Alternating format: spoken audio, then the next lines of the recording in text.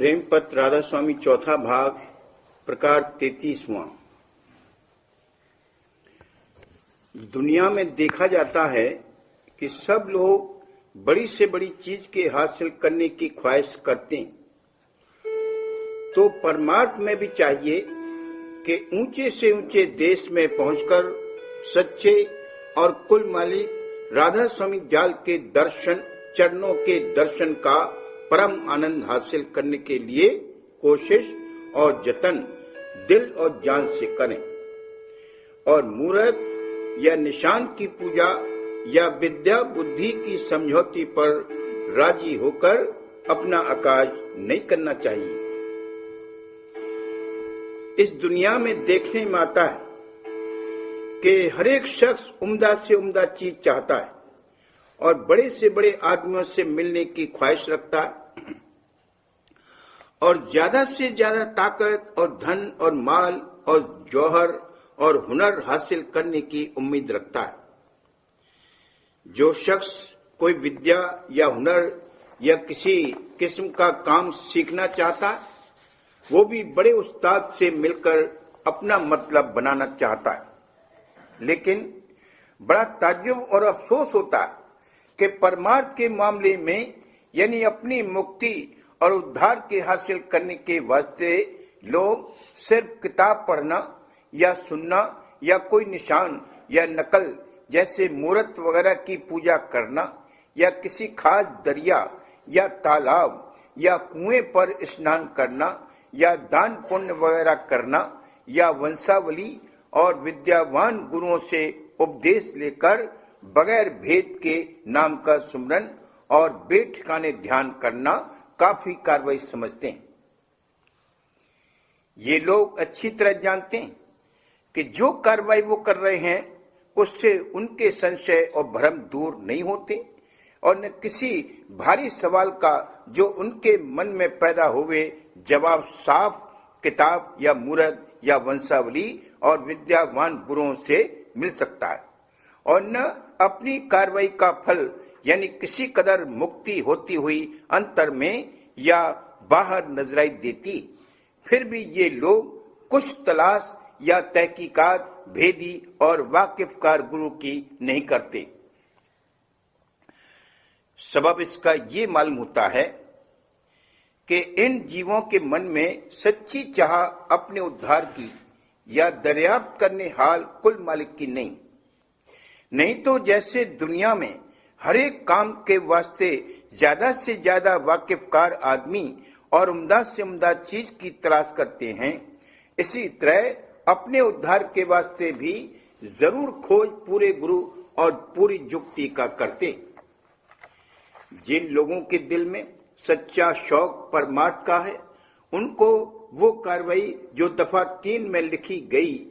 और जो अवाम लोग कर रहे हैं पसंद नहीं आती, क्योंकि उससे उनको तसल्ली और शांति नहीं होती और मन में उनके बहुत से शक और सवालात धरे रहते हैं कि जो सिवाय पूरे गुरु के तय नहीं हो सकते। ऐसे जीव सच्चे और पूरे गुरु और उनके सत्संग का खोज लगाकर और जब और जहां मिल जावे उनसे मिलकर सहज में अपना कार्य बनवाती। अब सब जीवों को समझना चाहिए कि वास्ते अपने जीव के कल्याण के सच्चे गुरु और सच्चे सत्संग का खोज करें, और पूरे गुरु की पहचान ये है कि वे सच्चे और कुल मालिक सतपुरुष राधा स्वामी दयाल का भेद देकर जुगत उसके दर्शनों के प्राप्ति की सुरत शब्द मार्ग के अभ्यास से बतावेंगे। और सच्चा सत्संग उसको कहते हैं कि जहाँ सच्चे और कुल मालिक सतपुरुष राधा स्वामी दयाल की महिमा और उनके चरणों में प्रेम का जिक्र होवे और भेद उनके धाम का और तरीका उसके प्राप्ति का समझाया जावे। ऐसा सत्संग राधा स्वामी दयाल की संगत में मौजूद है और सुरत शब्द मार्ग का उपदेश और अभ्यास जिसके सिवाय कोई दूसरी जुगत कुल मालिक के धाम में पहुंचने की रचना भर में नहीं है, वहां जारी है। जो कोई सच्चा खोजी और दर्दी है उसको चाहिए कि राधा स्वामी संगत में शामिल होकर अपने जीव का कार्य करवावे। दुनिया में बहुत कम जीव हैं कि जो उसकी नाशमानता देखकर इस बात का सोच करें कि बाद मरने के कहां जावेंगे और क्या हाल होगा, और जो कोई सच्चा मालिक इस रचना का है उससे और उनसे क्या निस्बत है और क्या कार्रवाई उनको वास्ते प्राप्ति हमेशा के सुख और आनंद के करना चाहिए। और बाकी जीव इंद्रियों के भोग विलास में और विशेष धन के प्राप्ति की चाह में ऐसे मस्त और बेहोश रहते हैं और इन्हीं की प्राप्ति के वास्ते रात दिन मेहनत के साथ धंधे कर रहे हैं कि उनको कुल मालिक या अपनी मौत का कभी ख्याल नहीं आता, और बावजूद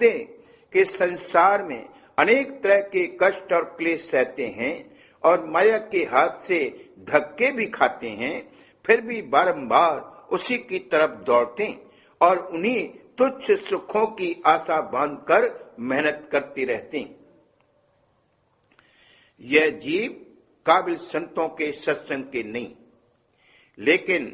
जो भाग से उनको किसी प्रेमी सत्संगी का संग मिल जावे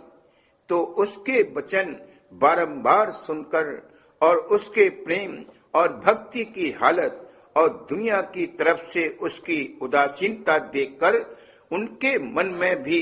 कुछ महिमा परमार्थ की समा जावेगी और फिर उसी प्रेमी के वसीले से संत सद्गुरु का दर्शन करके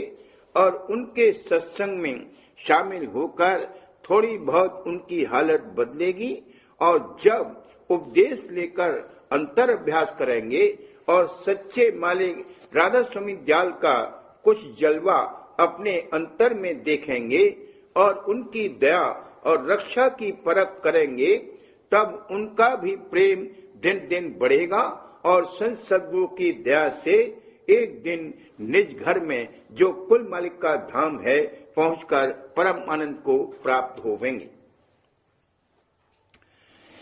जहां की जीव की बैठक पिंड में है, वहां से और कुल मालिक के धाम तक कितने ही ठेके या मंजिलें रास्ते में हैं,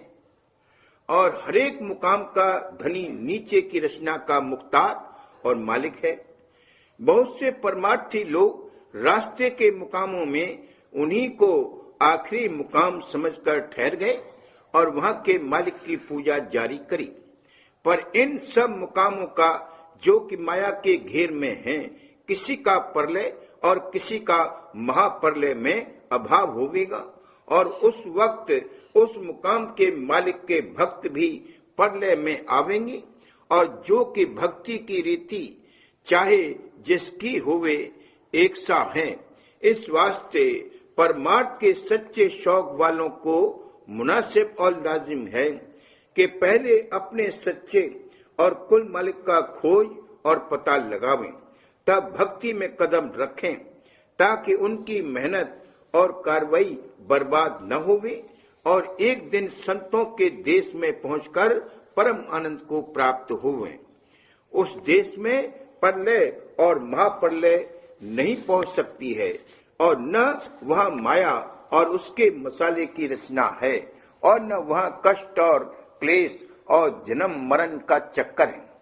वो धाम और वहां की रूहानी रचना हमेशा एक रस कायम रहती है और महा आनंद और महाप्रेम और महासुख का भंडार है। जो जीव के कुल मालिक की भक्ति नहीं करेंगे, यानी संतों के वचन के बमुजिब सत्पुरुष राधा स्वामी दयाल के चरणों का इष्ट बांधकर सुरत शब्द मार्ग का थोड़ा बहुत अभ्यास नहीं करेंगे, वे माया के घेर में रहेंगे और बारंबार देह धारण करके दुख सुख और जन्म मरण का क्लेश भोगते रहेंगे।